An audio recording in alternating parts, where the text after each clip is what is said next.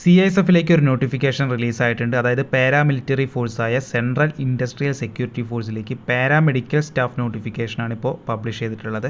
CISF-ലേക്കാണ്. Online application തുടങ്ങുന്നത് ഈ മാസം ജൂൺ മാസം 8-ാം തീയതി ആപ്ലിക്കേഷൻ തുടങ്ങും. അടുത്ത മാസം 7-ാം തീയതി ജൂലൈ 7 വരെ ആപ്ലിക്കേഷൻ കൊടുക്കാം. ഇപ്പോൾ അപേക്ഷ സ്റ്റാർട്ടായിട്ടില്ല. ഈ മാസം 8-ാം തീയതിയാണ് അപേക്ഷ സ്റ്റാർട്ടാവുന്നത്. ഇപ്പോൾ നോട്ടിഫിക്കേഷൻ ഡീറ്റെയിൽസാണ് നിങ്ങളിലേക്ക് എത്തിക്കുന്നത്. എല്ലാവരും വീഡിയോ ശ്രദ്ധിച്ച് കേട്ടോളൂ. ഇതിലേക്ക് ബോയ്സിനും ഗേൾസിനും ഒരുപോലെ അപേക്ഷ കൊടുക്കാം. ലെവൽ 5 പേ സ്കെയിലാണ്. അതായത് ഏകദേശം 29,600 തൊട്ട് 92,300 വരെ നിങ്ങൾക്ക് സാലറി കിട്ടും. 29,200 ബേസിക് പേ. ഓക്കെ, അപ്പോൾ അതിൻ്റെ കൂടെ അലവൻസും കാര്യങ്ങളൊക്കെ കിട്ടുമ്പോൾ നല്ലൊരു എമൗണ്ട് തന്നെ മാസം നിങ്ങൾക്ക് ശമ്പളമായിട്ട് കിട്ടാവുന്നൊരു സ്ഥിര ജോലിയാണ്. ടെമ്പററി പോസ്റ്റ് ആണ് എന്ന് പറയുന്നുണ്ട് നോട്ടിഫിക്കേഷനിൽ, പക്ഷേ സ്ഥിരമാക്കാനും ചാൻസ് ഉണ്ട്. ഒരു പോസ്റ്റിന് മാത്രമാണ് അപേക്ഷ കൊടുക്കാൻ പറ്റുള്ളൂ. ഇപ്പോൾ റിക്രൂട്ട്മെൻറ്റ് പ്രോസസ്സ് ആദ്യം നിങ്ങൾക്ക് റിട്ടൺ എക്സാം ആയിരിക്കും. അതിനുശേഷം physical standard test, documentation, basic vocational aptitude test വരുന്നുണ്ട്, പിന്നെ മെഡിക്കൽ എക്സാം. ഇത്രയും സെലക്ഷൻ ക്രൈറ്റീരിയ വരുന്നുണ്ട്. അതിനുശേഷമാണ് ഫൈനൽ മെറിറ്റ് ലിസ്റ്റ് ഇടുക. ഓൾ ഇന്ത്യ ബേസിസാണ് സെലക്ഷൻ വരുന്നത്. കേരളത്തിന് സെപ്പറേറ്റ് വാക്കൻസി ഒന്നും വരുന്നില്ല, ഓൾ ഇന്ത്യ വാക്കൻസിയാണ്. അപ്പോൾ എല്ലാ പോസ്റ്റും അസിസ്റ്റൻറ്റ് സബ് ഇൻസ്പെക്ടറാണ്. പാരാമെഡിക്കലിൽ assistant sub inspector ASI post.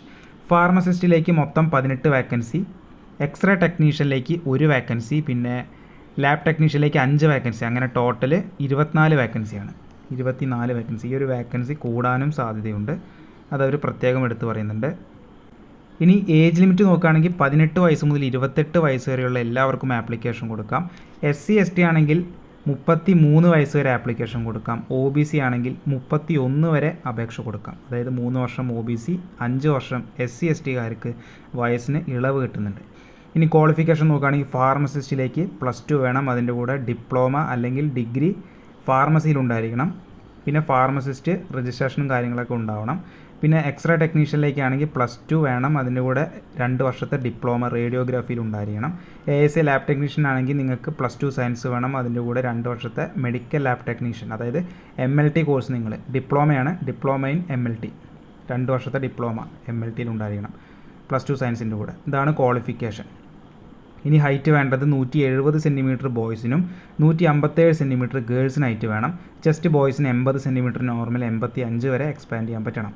Application fees 100 രൂപയായിരിക്കും. SC ST എക്സ് സർവീസ്മാനൊന്നും ഫീസ് വരുന്നില്ല ബോയ്സിൽ. പിന്നെ പെൺകുട്ടികൾക്ക് എല്ലാ കാറ്റഗറിയിൽ വരുന്ന പെൺകുട്ടികൾക്കും ഫീസില്ല, ഫ്രീ ആയിട്ട് ആപ്ലിക്കേഷൻ കൊടുക്കാം. അപ്പോൾ എക്സാമിൻ്റെ സ്കീം നോക്കുകയാണെങ്കിൽ 100 മാർക്കിനുള്ള പരീക്ഷയായിരിക്കും. 2 മണിക്കൂറാണ് എക്സാമിന് ടൈം കിട്ടുന്നത്. നെഗറ്റീവ് മാർക്കിംഗ് വരുന്നില്ല, അത് നിങ്ങൾ പ്രത്യേകം നോട്ട് ചെയ്ത് വയ്ക്കുക. നെഗറ്റീവ് മാർക്കിംഗ് ഇല്ലാത്തത് കൊണ്ട് നിങ്ങൾക്ക് എല്ലാ ക്വസ്റ്റ്യൻസും അറ്റൻഡ് ചെയ്യാൻ പറ്റും. നെഗറ്റീവ് മാർക്കിംഗ് ഇല്ല, നോ നെഗറ്റീവ് മാർക്കിംഗ്.